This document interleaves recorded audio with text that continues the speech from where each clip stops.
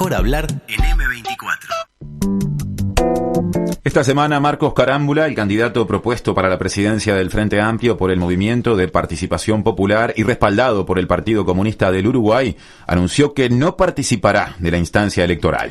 La fuerza política tiene una conducción transitoria encabezada por Ricardo Ehrlich y María José Rodríguez, designada a tales efectos por el Plenario Nacional el sábado pasado. Dicho organismo se encuentra en cuarto intermedio hasta el 28 de agosto, oportunidad en que deberá resolverse cuándo serán las elecciones que, entre otras cosas, determinarán quién será el nuevo presidente o presidenta del Frente Amplio. Hay sectores que entienden que en dicha instancia debería haber varias candidaturas, pero hay otros que prefieren que haya una candidatura única elegida por el Congreso a desarrollarse el 5 de octubre. Además, el lunes de la semana pasada, Ehrlich se reunió con Lacalle Pou para promover el diálogo y habló de evitar la grieta en un año que estará marcado por las campañas ante el referéndum para derogar parte de la ley de urgente consideración.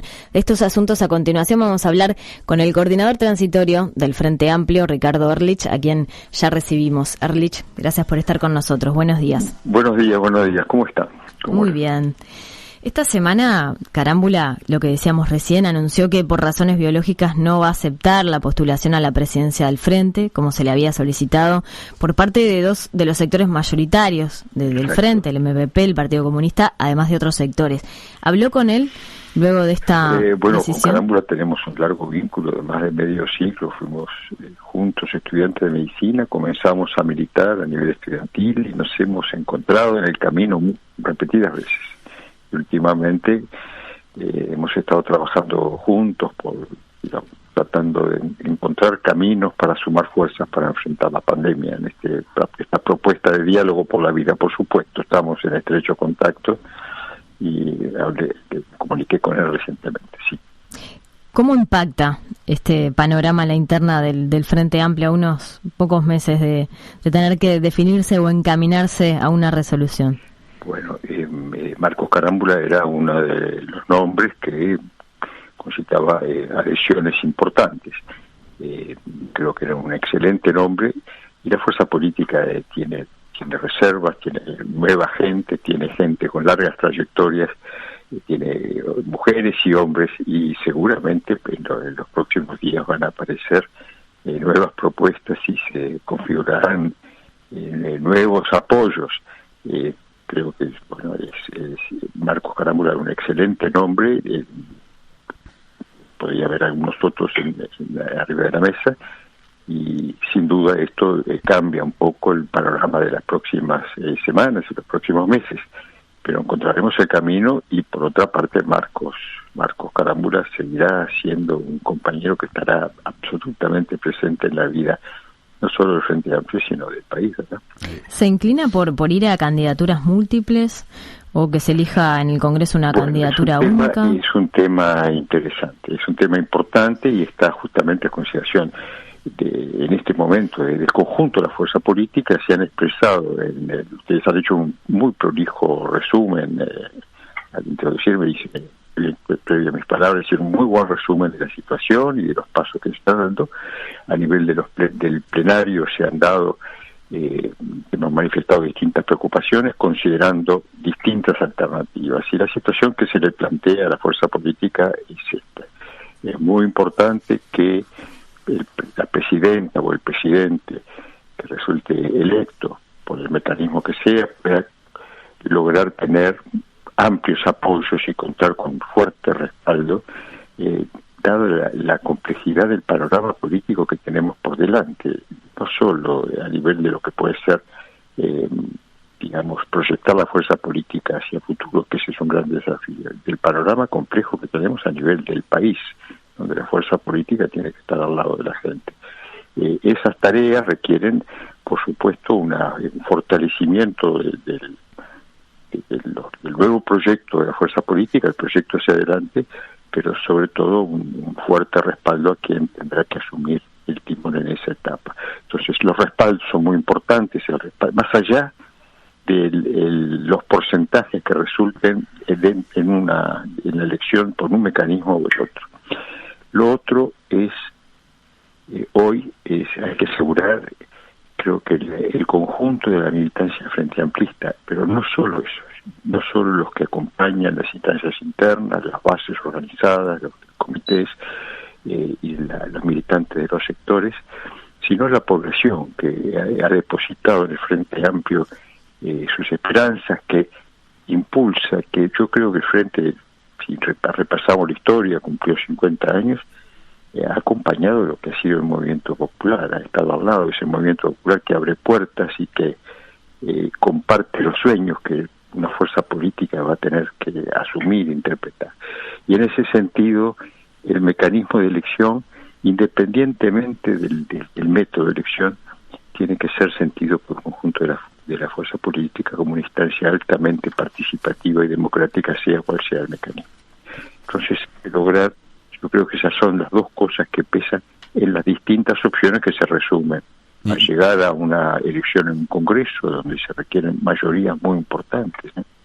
4/5 de la gente, y bueno, y hay todo un mecanismo de sucesivas instancias que requiere respaldos muy importantes, o la elección abierta, la elección directa con adhesión simultánea. Este último mecanismo, que por supuesto es naturalmente de alta participación, tiene que lograr conducirse de tal manera y que logre confluencias, logre que los candidatas que puedan resultar finalmente electos tengan detrás de sí el conjunto de la fuerza política. Ehrlich, sí, esa es la situación que se está estudiando y que va a ser dirimida en pocas semanas, ¿sí? Usted mencionaba el cronograma, digamos, que tiene previsto que el 28 de agosto se levante el cuarto intermedio en el que entró el sábado pasado. Exacto. El plenario nacional, posteriormente el 5 de octubre se desarrolle el Congreso del Frente Amplio,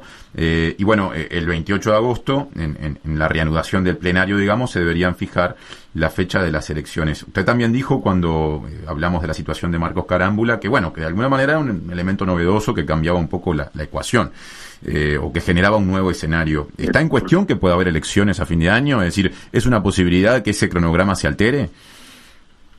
A ver, nosotros estamos en un contexto de grandes incertidumbres todavía en relación a lo que va a ser la pandemia, ¿verdad? Ya las siguientes etapas, estamos en una situación realmente buena, que nos alegra, el impacto ha disminuido de manera importante, pero estamos en un contexto de amenazas que, digamos, por la propagación de nuevas variantes a nivel internacional, por la situación de la pandemia en los países vecinos, y que con la fuerte progresión de la vacunación en nuestro medio, y ahora el refuerzo, la tercera dosis con la vacuna ARN, aquellos que han recibido la vacuna Sinovac, nos da una garantía, pero no nos da certezas absolutas y hay que estar atentos. Con lo cual, ahí hay una incertidumbre en cuanto a todas las actividades que requieren grandes movimientos de personas. Y pasando a lo político estrictamente. Pero desde el punto de vista político, el calendario que se ha fijado es: el Congreso va a ser el 5 de octubre, en función de lo que se reserva en el próximo plenario en pocas semanas. El Congreso va a ser un Congreso que tratará candidaturas, podrá definir las elecciones, la elección del presidente, o de lo contrario, hay previstas unas elecciones. Las elecciones son elecciones de autoridades, que las autoridades del Frente son los plenarios departamentales, el plenario nacional, y simultáneamente, por ejemplo, en la última elección se eligieron también los presidentas de los plenarios nacionales y departamentales y el presidente de la fuerza política. Las elecciones se harán de todas maneras para elegir autoridades.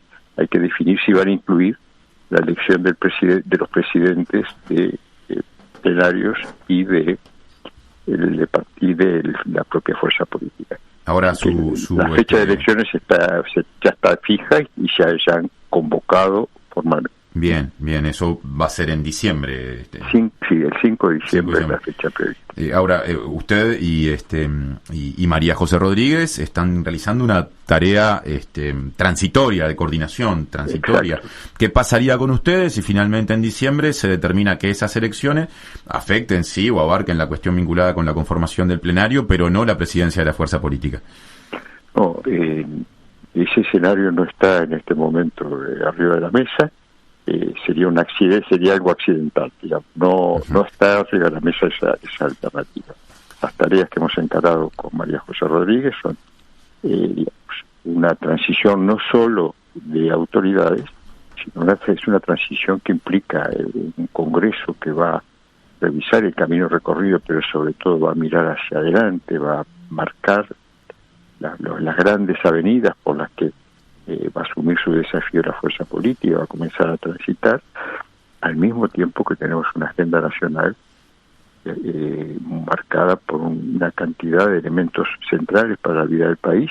Sin ninguna duda, el referéndum de los primeros meses del año próximo sobre la ley de urgente consideración, y la situación del país donde tanto el impacto de la agenda gubernamental y el programa de gobierno que se ha instalado amparado por la LUC, como el impacto de la pandemia en todos los órdenes de la vida de la sociedad, en la economía del trabajo, en la vida de las familias, y sobre todo las familias más humildes, en la educación, en todas las áreas de la salud, más allá del impacto directo de la propia enfermedad provocada por el coronavirus, entre otras cosas, es bien importante. Más otros temas, le mencionaba que es el avance de la agenda del proyecto de la coalición de gobierno amparado por la LUC, el tema de empresas públicas, que va desde el tema de CAP y los combustibles, atraviesa absolutamente toda la estructura del Estado, y otros temas preocupantes como que hipotecan, comprometen el futuro del país por muchas décadas e implica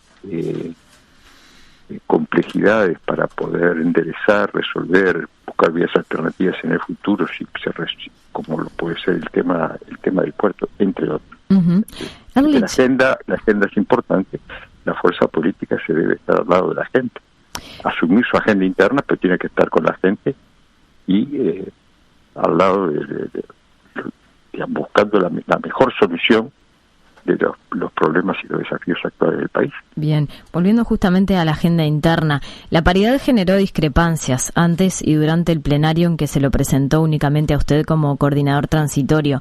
Finalmente, también en esta instancia se votó una moción que le encomendaba la tarea de conducir un proceso de diálogo que llevara a una propuesta de consenso e integración con una compañera, ¿no? Decía textualmente, a la coordinación del frente. Ahora, ¿por qué no se llega al plenario de julio con una fórmula paritaria, sino que se sale a definir una mujer luego de votarlo a usted? La pregunta es muy interesante desde varios puntos de vista. Por un lado, utilizó la palabra discrepancia. Me parece que eso es un tema tremendamente interesante. ¿Por qué nos preocupan las discrepancias? ¿Por qué nos preocupa el disenso? El disenso y el estar abierto a los intercambios y al disenso y al respeto al disenso es tal vez las mejores garantías que puede tener una fuerza política de ir avanzando hacia el futuro, ¿verdad? Son los disensos que provocan rupturas, que cuestionan, y sea en la aceptación de las propuestas que disienten, o sea, por la confrontación con las propuestas que disienten, que uno va encontrando los caminos. A veces, y sobre todo las responsabilidades de gestión, las urgencias de la gestión, empiezan a generar ese sentimiento que el disenso es molesto. Y el disenso es rico en la vida cotidiana, rico en la vida del país, que requiere un disenso y que requiere estar abierto en la confrontación política, pero en principio se trata de un tema, un punto central en la vida de un proyecto de izquierda, de una organización de izquierda. Por un lado es eso, y hay que cultivar con cuidado, con responsabilidad, la cultura del disenso. Eso por un lado. Lo segundo que quiero señalar es que creo que es fantástico que la mirada de la población, la opinión pública, se vuelque hacia la interna de una fuerza política como Frente Amplio, la fuerza política mayor del país, y la vida interna interesa naturalmente, ¿de acuerdo? Y creo que eso le da relevancia a sus preguntas y a veces a los temas que trata, como con la forma en que la prensa y la opinión pública mira la vida interna. Y por último, el tema de las candidaturas, y creo que esto tuvo un tratamiento por supuesto, de discusión interna, abierta el plenario, y de escuchar posiciones con voces diversas. Y en esto creo que se saldó de manera interesante. Me tocó, y creo que ha sido un privilegio, esa tarea que encomendó el primer plenario, que me confiara una parte de la coordinación. Me solicitó empezar a hacer las gestiones para conseguir una propuesta de consenso del nombre de una compañía. Y ahí quiero decir que no pude conversar de forma presencial con toda la gente, con todos los sectores. He tenido muchas reuniones, por supuesto, por Zoom, y muchas conversaciones telefónicas, sin haber podido conversar con todos. Sin embargo, escuché mucha gente. Y creo que el aporte que han hecho muchos sectores, los sectores que defendían proyectos con fuerte sesgo y fuerte acento feminista, la propia unidad temática de las ciudadanas de nuestra fuerza política, realmente con una posición madura, generosa, y creo que aportaron muchísimo para lograr estos consensos, al mismo tiempo que las voces de los distintos sectores fueron realmente receptivas, amplias, buscando recorrer nuevos caminos. Y lo que aprendimos, entre otras cosas, y yo creo que esto es importante, más allá del tema género, es mirar el futuro de manera distinta, y esto va a impactar en el proyecto político.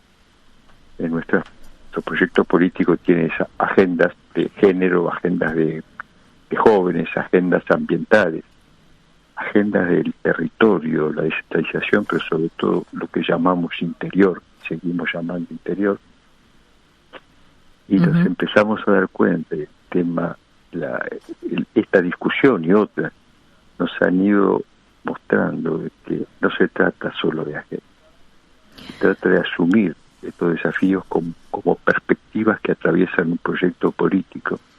En particular, la temática de género no es solo una agenda, el tema género atraviesa, marca la política misma, la forma de hacer política, y lo político como marca y refiere a la vida misma, que es la materia de la política. Y va a atravesar también pasa con las otras áreas ambientales, jóvenes, que atraviesan el proyecto político y reclaman, necesitan una perspectiva distinta en el proyecto.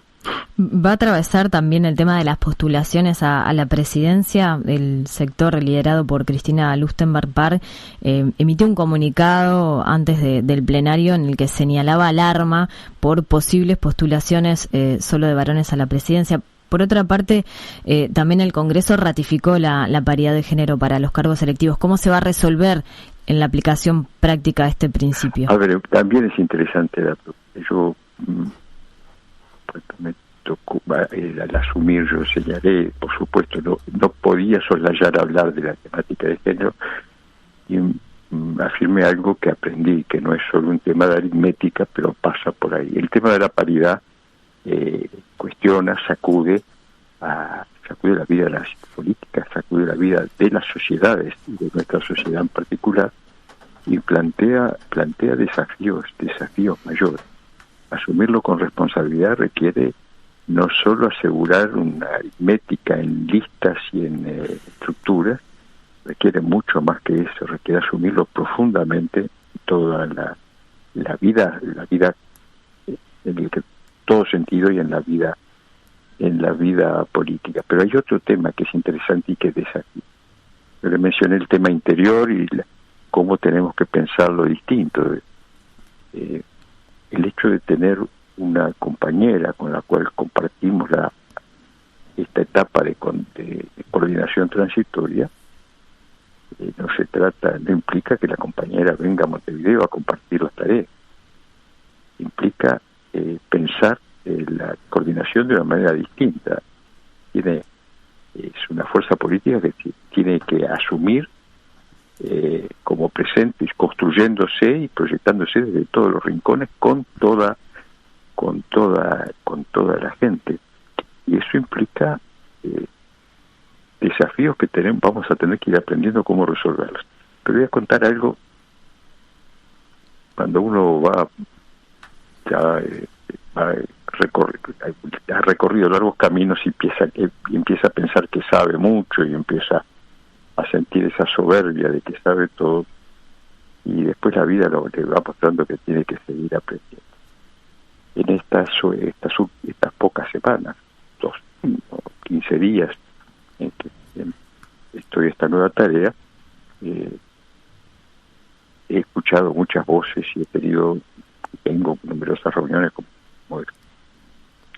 necesarias, y he tenido reuniones con compañeros de distintas partes del país. Y en una reunión surge el tema de lo que es ser un militante del Frente Amplio, lo que es ser del Frente Amplio. La discusión surge muy interesante a propósito de una pregunta que en algún momento me hizo un periodista, que preguntó si el Frente Amplio es una organización feliz.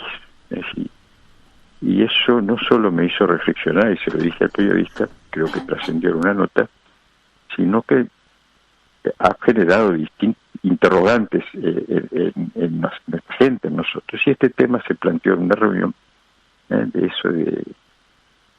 tema de la felicidad que tiene que acompañar la alegría de la opción militante, más allá de los vientos que soplan, y lo que significaba ser del Frente Amplio. Estábamos intercambiando ideas sobre esto, y una persona, un compañero ya mayor, que de pronto dice, dice, acá yo, del interior, sí, dice, yo no soy el Frente Amplio, yo soy el Frente Amplio. Todavía estoy pensando en el impacto, lo que significa ese comentario. Yo no soy el Frente Amplio, yo soy el Frente Amplio. Yo creo que ese es un mensaje para que la fuerza política como tal tome el guante con fuerza y piense el futuro. Ehrlich, pensando en ese futuro tan asociado a las elecciones de autoridades, justamente de las que veníamos hablando, concretamente, ¿usted entiende que debería haber una candidata mujer? Creo que es imprescindible. Imprescindible, o sea, ahí hay una definición fuerte. Creo que es importante también, es un periodo de siembra. Entonces, un periodo de siembra requiere, para poder cosechar luego, requiere generosidad en la siembra amplia.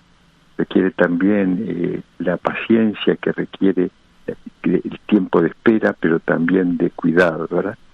Y eso necesita, para ser paciente y sembrar generosamente, necesita una mirada con confianza hacia el futuro.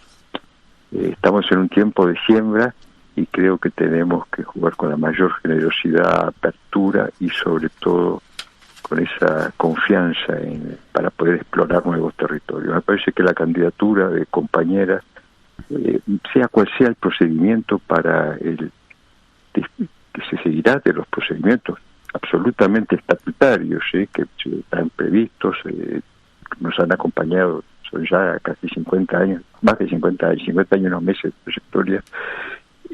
Cualquiera sea el procedimiento de los previstos a nivel estatutario, creo que va a ser importante que haya compañeras, nombres de compañeras que se presenten como alternativas, que impliquen debates, discusiones, reflexiones. Ya que entramos en el capítulo de género a través de las candidaturas, pero también de la designación de una coordinadora transitoria, que en este caso es María José Rodríguez. Sí. Hablando puntualmente de ella, hoy la edición de Búsqueda publica el dato de que fue expulsada de AEBU, del sindicato bancario, por lo que en su momento se consideró un incumplimiento de un acuerdo firmado en el marco de la crisis del año 2002, cuando Rodríguez se desempeñaba en Banco ACAC. ¿Usted estaba al tanto de esto? ¿Leyó el informe de Búsqueda? ¿Qué primera sensación tiene? Primero es un dato de un problema a nivel sindical. La información, creo que en este momento circula muchísima información antes de que aparezca en la prensa, circula por redes y demás. La información me fue comunicada después de la elección. No me fue comunicado. Yo escuché rumores y bueno, la actitud que hay que tener frente a rumores es la que corresponde. Pero la compañera me explicó su situación y punto. No hay ningún comentario a agregar. No he tenido ninguna comunicación a nivel de las organizaciones sindicales, ya sea bancarias, ya sea de PIT-CNT al respecto. La compañera ha dado espontáneamente contó lo que fue ese episodio, y es un tema que no ha llegado a la fuerza política y por el momento no vemos por qué tenga que ser. ¿Y qué le dijo Rodríguez cuando ella le contó justamente? No, pregúntele a Rodríguez, y le va a dar directamente la versión. Ajá, usted no quiere hacer referencia a esa charla privada, particular que tuvieron. Por supuesto, no corresponde, pero tampoco hay elementos relevantes, otro que le acabo de señalar en cuanto a mi conducta en este momento. Pues quiero información directamente a María José Rodríguez, que yo creo que va a estar muy gustosa de explicarle. Al mismo tiempo, sí, me parece que esto sería interesante, si hay algún planteo formal sería la organización sindical a la fuerza política, explicando si hay algún tipo de cuestionamiento particular a considerar o no. No, por el momento no hay ningún elemento que me lleve a dar algún paso en otro sentido. Me alcanza con lo que la compañera me señala. O sea, usted no entiende que esto sea, por ejemplo, una falta ética, por ponerle un ejemplo de una categoría que en los últimos tiempos en la política uruguaya muchas veces se ha manejado. Lo primero, me parece que no es relevante en este momento, y con estos elementos de la nota periodística y esa denuncia que no me ha llegado, ir más lejos. Segundo, se trata de un episodio de hace casi 20 años, en un contexto muy particular, y que merecería un análisis muy claro. Tercero, en la vida de las personas hay momentos, y ahí uno va haciendo acciones, recorriendo caminos, y creo que cuando se evalúa una persona, cuando se mira una persona, hay que mirar toda la trayectoria de María José Rodríguez, que fue presentada acompañando su candidatura, que fue respaldada, presentada por la departamental del Frente Amplio de Río Negro, que fue respaldada por todas las bases del interior del Frente Amplio, y que luego concitó el apoyo de distintas fuerzas políticas.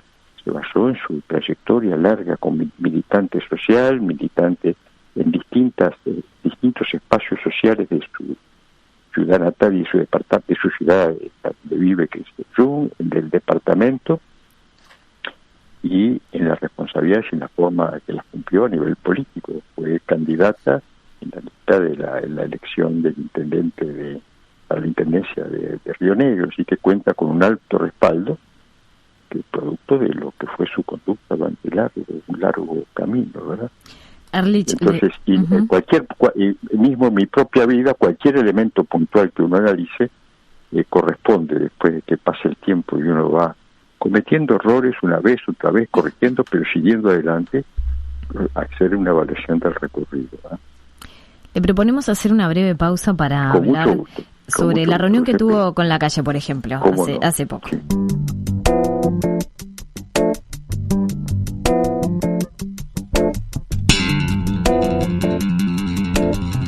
Seguimos en Mejor Hablar, en entrevista con Ricardo Ehrlich. Gracias por aguardar. Recién comentábamos antes de la pausa que se reunió con el presidente de la calle. Más allá de lo protocolar, del acuerdo de mantener un buen diálogo, ¿qué temas se conversaron en esa reunión? Bueno, en la síntesis inicial que ustedes hicieron fue correcta, y dijeron exactamente de qué se trató la reunión. Voy a dar algún detalle. Primero fue una invitación del presidente, y entendí que era una señal positiva, importante, y lo que conversamos fue exactamente lo que trascendió en la prensa, lo que ambos comunicamos, digamos que era un encuentro sobre todo para marcar la importancia de los puentes, de que siempre tiene que haber puentes y instancias de diálogo, pensando en los próximos tiempos en la vida del país, en la situación actual y en la que se nos viene, que son tiempos tremendamente complejos. El análisis que hacemos desde el Frente Amplio de la situación, de lo que va a ser el devenir de las próximas etapas, realmente es difícil, nos preocupa mucho el impacto sobre la vida del país y en la vida de la gente.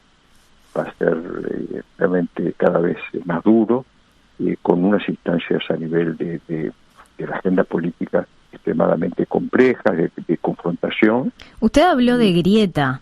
¿Cree que el sistema político está en ese punto o próximo a establecer una grieta? Yo creo que la palabra grieta después trascendió, como digamos, fue una forma de sintetizar. Lo que nosotros hablamos era de la importancia de que hay que a ver, por un lado el debate político, la confrontación política se acompaña de vehemencia, de pasión, de confrontación, digamos, tiene que dentro de lo que son ciertos principios, ciertas normas, ¿verdad? De respeto a la persona. Estamos hablando de debate político, de adversarios, no de enemigos, digamos, y que eso requiere que haya siempre algunas instancias de diálogo para asegurar que justamente en la sociedad no se producen divisiones que marquen contextos que hacen daño, mirando situaciones en otros países, mirando daños que después se transmiten generación a generación y que se sintetizan en esa expresión grieta que después marca divisiones que cuesta saldar.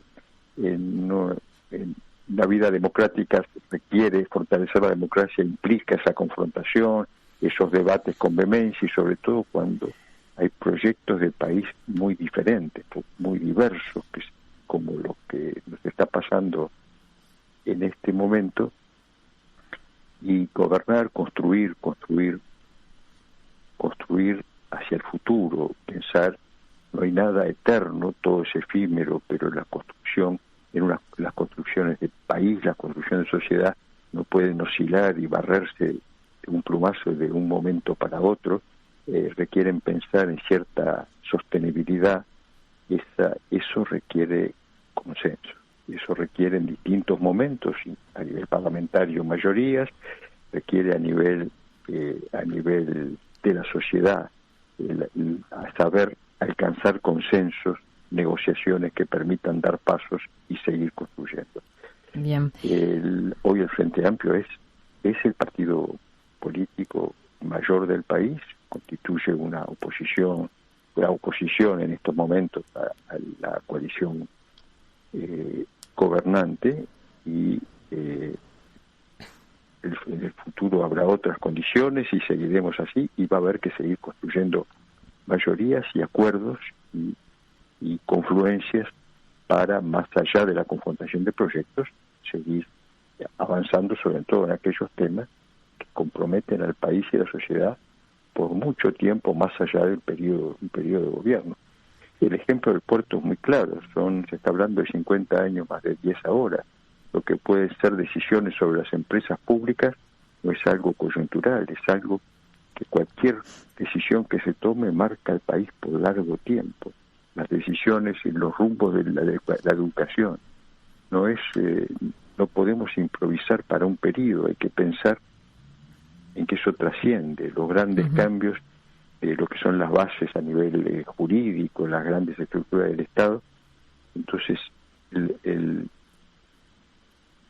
lo que llamamos acuerdos nacionales, acuerdos de Estado, que son siempre importantes, son siempre necesarios, más allá de la confrontación. Y hay momentos donde la confrontación adquiere otras dimensiones, otras profundidades, otro dramatismo, y sobre todo ahí hay que pensar en la gente, una fuerza política como el Frente Amplio tiene que asume como responsabilidad mayor la gente, y preocuparnos en todo momento por lo que le está pasando a esta población en todo contexto. Bien. Creo que es eso lo que está atrás de esa expresión, evitar la grieta.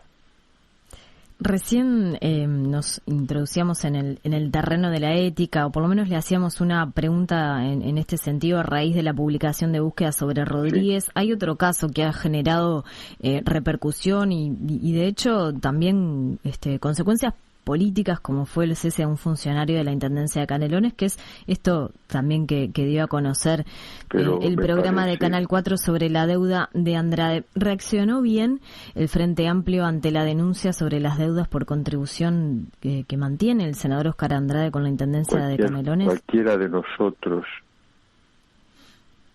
es un ciudadano con todas sus responsabilidades y tiene sus dificultades, sus opciones. Cuando desempeña tareas con responsabilidad política, tiene que lograr, bueno, es importante no abrir ese tipo de flancos, pero creo que la respuesta, primero, por lo que pasó en la Intendencia Canelones, yo creo que el intendente Orsi lo explicó clarito y me parece que es el que tiene más de toda la información y a él hay que referir. Y en cuanto al tema Andrade mismo explicó y Andrade mismo tomó las decisiones que había que tomar. Yo creo que no hay más para decir que eso. Ehrlich, ya que mencionó lo mismo digo es, sí. Recorre la trayectoria de Andrade. Creo que hay que hablar de lo que es la vida de un trabajador de la construcción uruguaya con el respeto que eso merece. Adelante. Ya que mencionó recién al intendente Orsi, lo invitamos a escuchar una reflexión que hizo entrevistado en Tele2 en las últimas horas, bien breve, para pedirle después un comentario. Adelante. Aquí lo escuchamos. Lo que es cierto, sí, es que cuando estamos, repito, en un cargo de responsabilidad, evidentemente tenemos que tener algunos cuidados. Está bien la solidaridad, pero a veces algo que parece ser solidaridad lo que termina haciendo es utilizando mecanismos más de hinchada ante un tema que con frialdad y con serenidad se aclara y no tiene mucho misterio. Nosotros le preguntábamos cuando planteamos este tema por la reacción del Frente Amplio, más allá de la situación de una deuda de un contribuyente, en este caso de Oscar Andrade, y aquí Orsi al final habla justamente de no confundir solidaridad con mecanismos de hinchada. Entonces, ¿usted entiende que esa parte de la cuestión, la reacción ante lo que se hizo público, fue correcta? A ver, me parece que hay dos aspectos que son diferentes. Uno es lo que tiene que ver con los principios y con la ética, ¿de acuerdo? Y eso para cualquier fuerza política y en particular para una fuerza política de izquierda es un punto mayor, ¿de acuerdo? Es un tema delicado, pero constituye un tema central.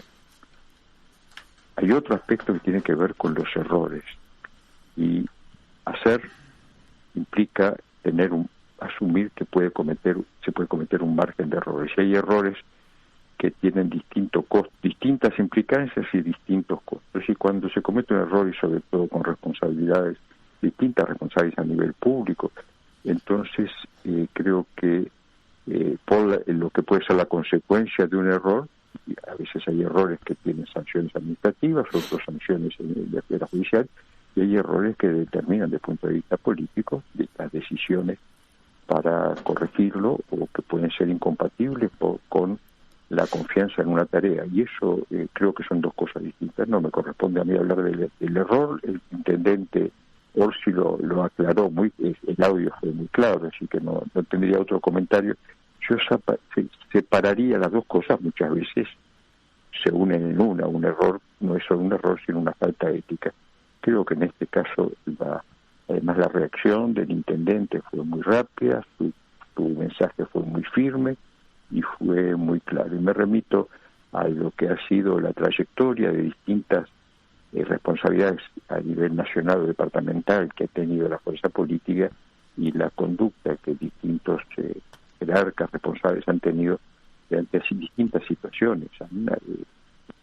Un largo desempeño a nivel de cargos departamentales, responsabilidades departamentales y municipales, y 15 años de gobierno nacional, por supuesto que incluye errores que hay que asumir con responsabilidad, como corresponde, con transparencia, de frente, dando la cara, y saber corregir.